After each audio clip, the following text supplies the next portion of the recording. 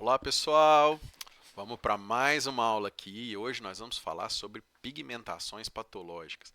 Muita coisa aí pode confundir a gente no dia a dia, nas necrópsias ou até mesmo na parte clínica, tá? Mas principalmente aqui nas necrópsias, tá? Então a gente vai falar sobre essas alterações, sobre o conceito e como a gente observa isso, tanto na área macroscópica quanto também na microscopia, tá? Então essas pigmentações, nós temos a pigmentação natural, né? E nós temos a pigmentação alterada, que é patológico, tá? Então isso porque vai ter algumas reações bioquímicas ou desvio de alguns pigmentos para um local onde ele não devia, ou até mesmo a formação de neoplasias ou acúmulos de nutrientes que podem confundir a gente também. E até mesmo pigmentos a partir de hemólise, a partir de hemoparasitas, que podem confundir até mesmo com alguns pigmentos naturais da alimentação, que não tem nenhuma importância clínica, mas a gente tem que saber diferir isso dentro do histórico clínico das alterações macro e microscópicas, tá? Então, olha só, nós temos aqui pigmentos endógenos, né? Esse animal aqui com essa língua pigmentada, isso é normal, isso é um desvio aí da melanina, diferentemente dos pigmentos exógenos, como aí uma uma tatuagem, né? Esses pigmentos que são permanentes aí e que são introduzidos na pele por conta de agulhas, né? E então é bem diferente. A gente tem que saber diferenciar o que está produzindo dentro do animal e o que está vindo de fora. E a gente cita tatuagem, mas a gente pode citar o carvão também, na antracose, né? Por inalação de carbono, que não é do animal. Então vai corar pulmão e outros órgãos de escuro, de preto, mas não é algo que está ali no animal, e sim que veio de fora. Tá? Então, outros pigmentos também, né? Os hematógenos, né? Ali a hemoglobina, a bile, a própria bilirrubina, a melanina e a lipofucsina, tá? Isso aqui são pigmentos endógenos, tá? Da mesma forma, a bile, né, que eu tinha falado para vocês, que vai corar de amarelo, a gente viu na aula anterior que ela causa embebição pela bile, que é a partir de 8 horas de morto, tá? Então, o que que acontece? A gente até falou lá no hematoma, lembra daquela aula de hemorragia, né? E que a gente falava daqueles aspectos. Então, a hemoglobina, depois que ela é liberada, ela se separa do ferro, né? Porque tem a porção ferro e porção globina, tá? E aí, junto com as porfirinas também, né, vai ser convertido em biliverdina. E a enzima chamada biliverdina redutase vai pegar esse pigmento e vai transformar em bilirrubina não conjugada, tá? E essa bilirrubina não conjugada é, vai então ser levada até o fígado, tá? Que vai aderir-se a uma albumina, que vai se tornar uma bilirrubina conjugada, tá? Que vai formar então aqui também, né? Pode ser parte da bile ou juntando aí, né? Depois com o urobilinogênio, formando aí a urobilina e a estercobilina, que vai ser liberadas nas fezes. Ou se fica realmente presa ainda na circulação sanguínea, vai ser eliminadas pelos rins, tá? Então, é isso. No caso da bilirrubina acumulada na corrente sanguínea, o que a gente vai ver é a icterícia, tá? Então, ela pode ser uma bilirrubina conjugada e não conjugada, hepática e pré-hepática, tá? Então, olha só essa mucosa extremamente amarelada, que é configurando, então, uma icterícia, tá? Por conta desse aumento da bilirrubina ou hiperbilirrubinemia, tá certo? Problema hepático ou hemólises, tá? Então nós temos a icterícia pré-hepática. Olha só, bilirrubina insolúvel, que vai acontecer a parte das anemias hemolíticas, para as hemoparasitoses e infecções por leptospirose. Todos vão lesionar a hemácia e vão liberar essa bilirrubina. Pode ser bilirrubina hepática, tá? Por uma glicuronação, por quê? Lesão dos hepatócitos, uma hepatite ou até uma cirrose. E aí também vai liberar essa hemoglobina ou essa bilirrubina, né, que vai gerar uma icterícia também por ser causada por uma lesão hepática. E nós temos a pós-hepática, por uma obstrução do sistema biliar, neoplasias ou cálculos biliares, que também pode colocar, né, não deixa ela ser liberada pelo intestino e ela volta para o sangue, começa a corar os tecidos. Então, esse quadrinho aqui vocês têm que memorizar. Fica a dica aí, tá? Tem que saber diferenciar essas três icterícias, tá? Onde está formando a bilirrubina para gerar a icterícia. Outro pigmento endógeno é a porfiria. Tá? Então, o excesso dessas porfirias, né, que são componentes hemoproteínas, vai acumular por conta da deficiência de enzimas que geram essa destruição ou a biossíntese dela, tá? Então, como é que vai ficar? Olha só o acúmulo de porfirina na pele, tá? E aí, ó, com a radiação ultravioleta, vai gerar essas lesões muito estranhas na pele, tá? E aí vai gerar um acúmulo de radical livre, que aumenta ainda também as lesões, tá certo? Olha só que coisa horrorosa que fica e é muito clássico. Cuidado aí para vocês também, né, identificar por conta que dá muito parecido ali com a intoxicação, né? É uma substância fotossensibilizante, tá? Olha só também o que ela pode fazer. Ela pode corar os dentes, ó, de escuro, tá?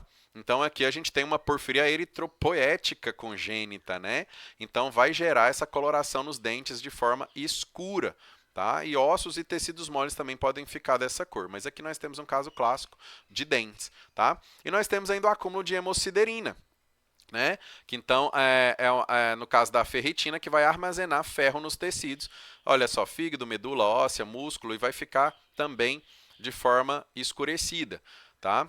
E além da hemosiderina, né, nós temos aí a hemosiderose, que então vai ser a deposição em excesso dessa hemosiderina nos tecidos e vai causar degeneração. Então, onde tiver tudo escuro aqui, amarronzado, tá? Ou aqui no caso com esses marcadores azulados, né, é tudo acúmulo de hemosiderina, acúmulo de ferro, tá? Então pode ser local, pode ser sistêmica, não somente no órgão, mas no sistema inteiro, tá? Outro também é o acúmulo da hemoglobina, né, que é um pigmento normal, mas se ela tiver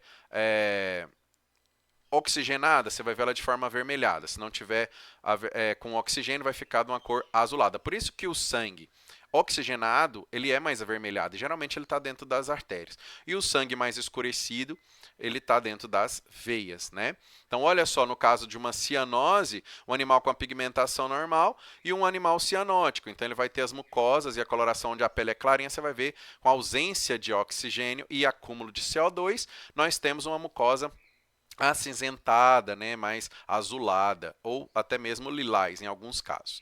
Olha só também no caso da hemoglobinúria, né, que pode ser aí por tanto intoxicação por cobre, ou também a gente vai ter isso causado pela samambaia, que é hematura enzooótica, tá? Por causa da samambaia, pode causar diversos problemas. Então, olha só, acúmulo de hemoglobina, olha como que assim está escuro, tá?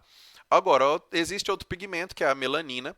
A gente sabe que a melanina é produzida naturalmente por um melanócito que interage com pelo menos entre 20 a 30 queratinócitos na pele e ele pode ter alguma alteração, né, e formar maior quantidade de melanina a partir da tirosinase, né, que vai converter a tirosina em melanina, tá? E claro que se ele se tornar uma neoplasia, pode gerar um melanoma e gerar várias manchas na pele, tá? E de forma neoplásica. Olha só isso daqui, né? Além dessa pigmentação patológica por desvio da melanina, nós temos aqui um melanoma, que aí é um tumor maligno, tá? Apesar do nome, né, ser parecido com uma característica de tumor benigno, ele é maligno.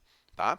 Nós temos ainda ó, a lipofucsina, que é um pigmento que vai ser formado a partir da senilidade, animais mais velhos, né? Pela autofagocitose mesmo aí das hemácias e tudo velhas, e vai começando a pigmentar, né? Tanto ali, ó, neurônios, né? Músculos e células da glia lá no intestino ou no encéfalo, tá? E vai começando a ficar com essa coloração por conta desse acúmulo indevido pela senilidade, tá? Outros pigmentos como carbono, tatuagem, poeira e tetraciclina, aqui são todos exógenos, né? O organismo não produz. Então o carbono é aquele que produz a antracose, que eu falei para vocês. Animais e pessoas que estão em carvoarias, que hoje diminuiu bastante, mas ou nos grandes centros onde há muita poluição por conta de escapamento de carro, pode ocorrer essa antracose, tanto em fígado, baço, pulmões, olha aqui uns alvéolos, né?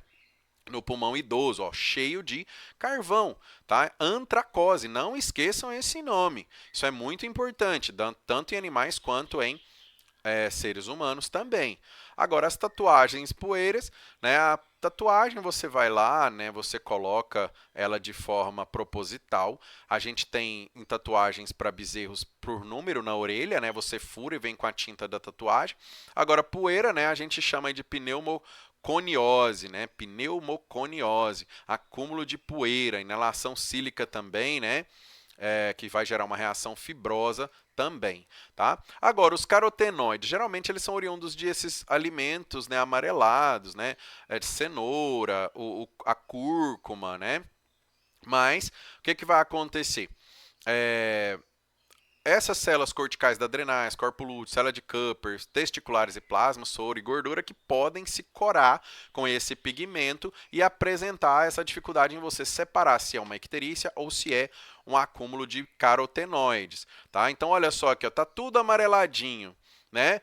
Gordura ao redor do rim, será que isso é uma icterícia ou não? Aí você vai ter que verificar a função hepática, se tem lesão ou não, e o histórico bem completo da alimentação desse animal também, tá? Para separar, e às vezes fazer teste também, né, de laboratório para separar se isso aí é ou não um acúmulo de carotenoide, ou até mesmo, ó, o uso de tetraciclinas em animais mais jovens pode gerar um amarelamento no dente. Tá? Geralmente não só amarelamento no dente, mas muitos estudiosos falam que diminui o crescimento também ósseo em animais jovens. Então evitar esse antibiótico para animais mais jovens, tá? Saindo então dessas colorações, vamos para as calcificações patológicas. Então, para entender o metabolismo do cálcio, 90% do cálcio tá organizado e fixo, né, depositado em forma da hidroxiapatita, que é uma molécula de cálcio, fósforo e magnésio. Tá? Então, o PTH, toda vez que a gente precisa de cálcio, ele é liberado pelas paratireoides e ele vai lá no osso e aciona a reabsorção óssea a partir dos osteoclastos, que vão pegar os osteócitos, reabsorver e liberar cálcio no sangue. Tá? Então, esse cálcio da dieta vem mais ou menos 800 mg de cálcio por dia, mas também tem a parte da reabsorção óssea que, além do PTH junto com a calcitonina, vão fazer essa reabsorção e vão jogar no plasma ali em torno ali, né, de 8,8 a 10,4 mg em porcentagem. Tá? E essa excreção do cálcio vai ser pela urina mesmo e a gente sabe que o cálcio também é absorvido junto com a vitamina D lá no intestino e depois vai ser depositado aqui nos ossos. Tá? Então, se eu tiver um excesso de cálcio em algum tecido, eu posso ter uma rigidez e uma paralisia, tá? Ou total perda de função. E aí a gente vai ter uma calcificação metastática, né, em tecidos sadios, ou tecidos lesionados com a calcificação distrófica, né, onde os tecidos normais vão receber um problema ali, um excesso de cálcio vindo de fora, e os tecidos que têm uma distrofia, aí vai ser um acúmulo de cálcio dentro daquela célula. Tá? Então nós temos essas duas, né? E geralmente essa deposição de cálcio e fósforo, quando ocorre em tecidos moles, pode gerar sérios problemas e levar esse animal à morte. Tá? Então nós temos a calcificação distrófica e a calcificação metastática. Nós vamos ver cada uma. Então, ó, essa distrófica, então ela vai estar, vai ser uma deposição em órgãos moles que vai gerar uma degeneração por esse acúmulo e necrose na sequência, tá? Então, essa entrada de íons nas células, né, vão fazer com que algumas organelas, né, principalmente a mitocôndria, vão precipitar esse cálcio e aí vão gerar concentrações anormais ali dentro, tá? Que vai acontecer tanto em algumas enfermidades como a coagulação, uma calcificação caseosa e liquefação de gordura. Tá? E aí, geralmente, são a parte que causa mais necrose por conta desse acúmulo de cálcio. Olha só a calcificação do miocárdio. Então, o miocárdio vai paralisando. Tá? Isso aqui, ó, por deficiência de vitamina E e selênio. Então, gera aqui, né, essa calcificação do miocárdio, tá? Mas também nós temos a intoxicação por vitamina D. Se eu tenho muita quantidade de vitamina D, então eu vou ter mais absorção de cálcio, né? E também o hiperparatireoidismo, né? Que é a liberação de paratormônio, reativando ali a destruição óssea e liberação do cálcio, causando essa reabsorção óssea, liberando cálcio e acumulando no sangue e nos tecidos moles. Embora a gente também tenha, né, a intoxicação por essa Solanum malacox, que é uma planta tóxica, e a Nirenbergia, né, Veitch, que são plantas, né, que têm um excesso, né, de colecalciferol, que vai então transformar maior quantidade de vitamina D para absorver mais cálcio, e aí a gente tem esse acúmulo patológico nos tecidos, tá? Então, essa intoxicação por vitamina D aumenta a concentração de cálcio sanguínea que vai ser depositada nos tecidos e gerando essa mineralização de tecidos moles, até mesmo pulmão, rim e coração. Então, olha só aqui a gente está vendo esse animal, né, com calcificação de linfonodos, de mandíbula, o osso aqui com uma calcificação distrófica, né, traqueia, calcificação dos músculos intercostais. E olha só lá na histologia, quando você vê, é tudo cálcio mesmo que está sendo acumulado nesses tecidos. Tá? Então, ela prova para você que é uma calcificação. Então, olha só aqui ó, em coelhos também, né? Eles fizeram intoxicação experimental de vitamina D e calcificou artérias, coração, né? Tudo é possível a gente ver também, né? Olha só aqui, aortas calcificadas, o coração calcificado, olha aqui no miométrio, endocárdio, miocárdio, tudo calcificado por essa intoxicação experimental. Tá? Então, outro, né, também mostrando aqui, ó, metaplasia, né, condroide no miocárdio, tudo, ó, acúmulo de cálcio na base do miocárdio. Tá? E aqui também, ó, lá nos osteoclastos também, né, teve uma proliferação anormal, né, desses osteoclastos por conta dessa intoxicação por vitamina D. Olha que até no estômago também, né, a gente tem mineralização do rim. Olha só aqui nos glomérulos, né, os túbulos contorcidos, tudo acumulando cálcio dentro deles e perdendo aí a sua função e gerando uma degeneração.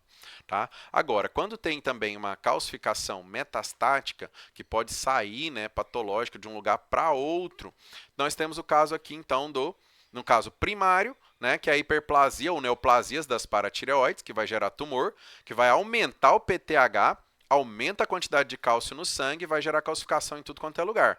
Mas tem o hiperparatireoidismo também, né? Então, que é o primário ou secundário, que então aqui, ó, vai ter um problema renal que vai diminuir o calcitriol, vai reter fosfato, tá? Vai gerar uma hipocalcemia e depois uma hiperfosfatemia, vai gerar um hiperparatiroidismo, aumenta a reabsorção óssea, também vai gerar calcificação. E agora, quando é fator nutricional? Excesso de fosfato em grãos, né, e excesso de carne também, ou suplementação com cálcio, né, vai acontecer a absorção maior de cálcio no intestino e gerar essa calcificação patológica. Tá? Olha só isso aqui. No caso, uma neoplasia primária, né, ou metastática, que é uma adenoma de glândula paratireoide. Tá? E também a gente vê o hiperparatireoidismo ó, no número de cão, né, gerando aí essa distrofia também nesse osso. Tá? Isso é comum. E olha só, além dessa calcificação nos músculos intercostais, nós temos também, né, vai gerar uma insuficiência renal que vai reter fosfato e esses vão acumulando, né, também, né, levando cálcio junto aí por conta do aumento da secreção do PTH, aumenta a reabsorção de cálcio e vai começando a acumular nos órgãos, tá? Até de músculo, encéfalo, coração, rim e etc. Tá? E olha só, tem a calcificação distrófica nas válvulas cardíacas, né, que vai gerar uma insuficiência cardíaca, sistema respiratório também urinário, né, que pode gerar uma nefrocalcinose, né, por acúmulo de cálcio lá nos rins, tá? E quando é no pulmão, pode gerar uma insuficiência pulmonar respiratória. Então, quando é uma calcificação distrófica, ela é localizada, a lesão prévia, né, e uma calcemia normal. Agora, a metastática, ela é generalizada em todos os tecidos e aumento, né, aí de cálcio no sangue por uma hipercalcemia. Tá? Além disso tudo, nós temos a formação de cálculos urinários, né, que a gente chama de urolitíase.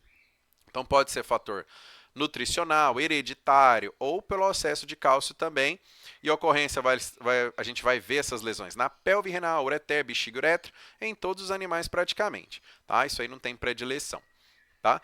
Geralmente, pode acontecer também por uma restrição hídrica ou por uma alimentação rica em fosfato, rica em cálcio, né? Ou até mesmo por uma infecção bacteriana que vai gerar uma descamação celular do epitélio ali de transição da bexiga ou renal, e aí ocorre então o acúmulo desses minerais que estão em excesso na urina e forma ali uma matriz, uma base para esses cálculos, né, e vão formando e pode chegar nesse estado aqui ou pior. Tá? Gera muita dor, muito desconforto, né, gera hematúria, né, o animal sem nenhum bem-estar por conta da dor constante e às vezes há necessidade até de fazer uma cirurgia. Só que no caso aqui a gente está vendo em cadáver, né? Então, e claro, né, vocês estão estudando bicho vivo e bicho morto ao mesmo tempo. Então, olha só, pode ter uma colelitíase também da vesícula biliar, né, formar os colélicos, que a gente até já citou eles anteriormente. Uma pancreolitíase, né, dos ductos pancreáticos seriam obstruídos também por esses cálculos. E a urolitíase, que é do sistema renal e urinário, tá? Então, pessoal, a gente fica por aqui. Qualquer dúvida, mandem no Fale com seu mentor e até a próxima aula.